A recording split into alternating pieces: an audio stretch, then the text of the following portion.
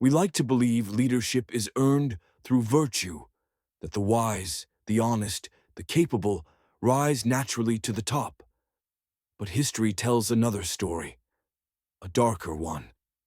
Again and again, we see liars rewarded, narcissists applauded, fools followed.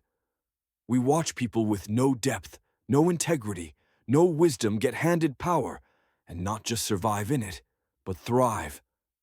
Why? How? The answer isn't new. It was laid bare over 500 years ago by a man named Niccolo Machiavelli.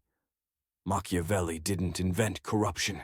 He just had the clarity and the courage to describe it without flinching. While others wrote about the ideal ruler as noble and just, he wrote about the world as it was, not as we wished it to be. He saw that politics, leadership, and power are not governed by morality. They're governed by perception, manipulation, and fear. And in a system where appearances matter more than substance, the mask often wins over the face. This is why narcissists rise. They're performers. They know how to sell themselves, how to appear confident even when they're hollow, how to make noise that sounds like leadership. In Machiavelli's world, and in ours, image is more powerful than integrity. A narcissist doesn't hesitate. They don't second guess. They present themselves as inevitable. And people, overwhelmed by uncertainty, often mistake that boldness for competence. The same goes for liars. Truth is complex, subtle, difficult. Lies are simple, clear, seductive. Machiavelli saw that people want stories that comfort them, not truths that challenge them. A leader who lies skillfully can shape a narrative that feels good, even if it's false. And once people believe in that story, they'll defend it even against reality. That's not stupidity, it's survival. People want to feel safe, and a confident lie often feels safer than a complicated truth. As for fools, why do they rise? Not because they're smart, but because they're useful. Machiavelli knew that power isn't always about intelligence, it's about leverage. Sometimes the fool doesn't even know they're being used. They speak without thinking, act without knowing, distract while others operate behind the curtain. They entertain the public, absorb criticism, and give the illusion of leadership while others pull the strings. The fool may sit on the throne, but the real power lies elsewhere.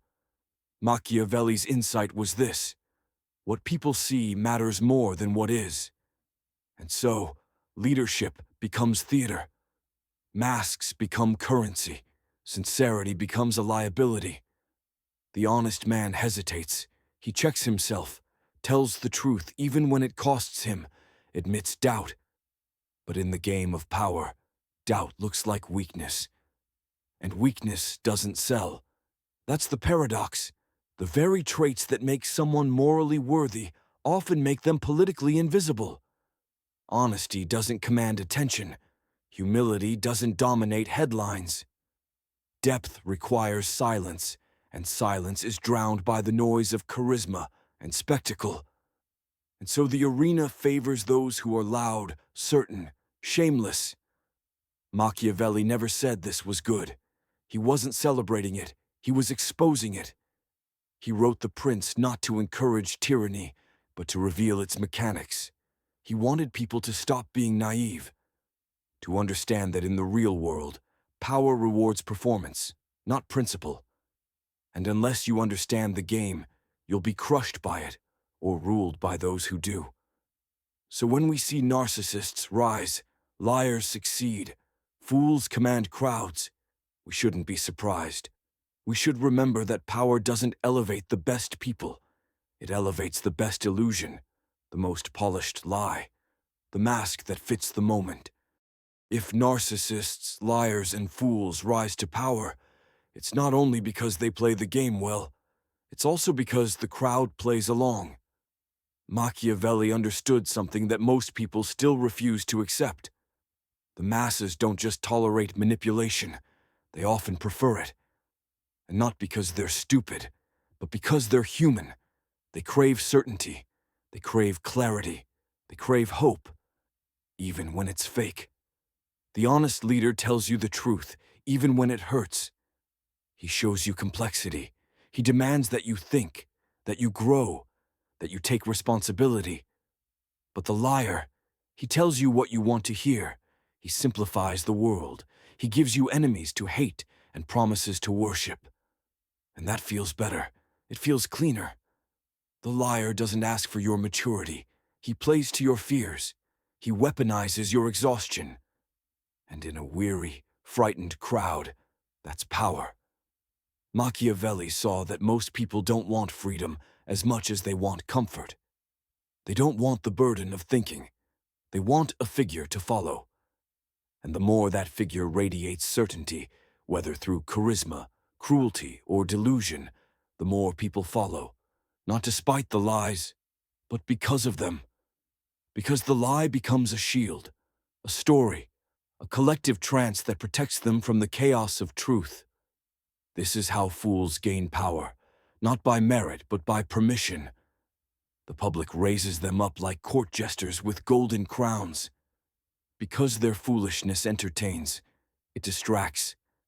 It makes politics feel like a game, not a system of power with real consequences. And while the fool plays, others maneuver in the background, unnoticed, unchecked. The fool becomes a spectacle, and spectacle is the perfect mask for corruption.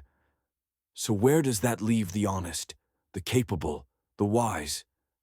Often it leaves them in the shadows, not because they lack value, but because they refuse to play the mask. They struggle to market themselves. They don't crave the spotlight. They speak in truths, not slogans. And that means they move slower. They don't rise as easily. They are passed over for the charismatic, the loud, the shameless. Machiavelli would say, they are dangerous, but only when the crowd is ready. Only when the illusion collapses, when the lies fail, when the fools expose themselves. That's when people seek the real, but not before. The tragedy, then, is not just in the rise of narcissists, it's in the timing, in how long people wait before they wake up, and how much damage must be done before the mask finally slips. So what can be done? Is the cycle inevitable? Do the liars always win? Machiavelli wasn't a fatalist. He believed that power could be understood, and understanding is the first step to resisting. You can't beat a game you don't see. But once you do see it, once you recognize the patterns, you can start to move differently. You stop worshiping the mask.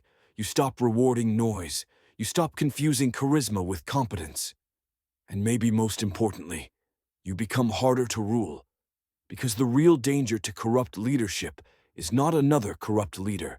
It's a public that has learned to think. That's where real change begins. Not in replacing one mask with another, but in refusing to be seduced by any mask at all. In choosing substance over style, depth over spectacle, integrity over the illusion of strength. Machiavelli's genius was in showing us the truth behind the curtain. He didn't ask us to despair. He asked us to see. To recognize that in a world where perception often beats reality, the only antidote is awareness. The only power greater than illusion is clarity.